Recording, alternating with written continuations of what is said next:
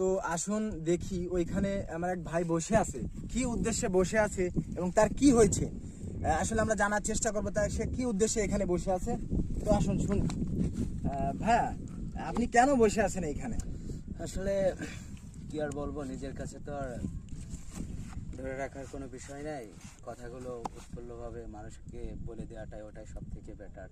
আসলে এইখানে বসে আছি, নিজের কাছে খুবই খারাপ লাগতেছে। আজকে বাসায় অনেকক্ষণ ছিলাম, সারাদিন ঘুমন্ত অবস্থায়।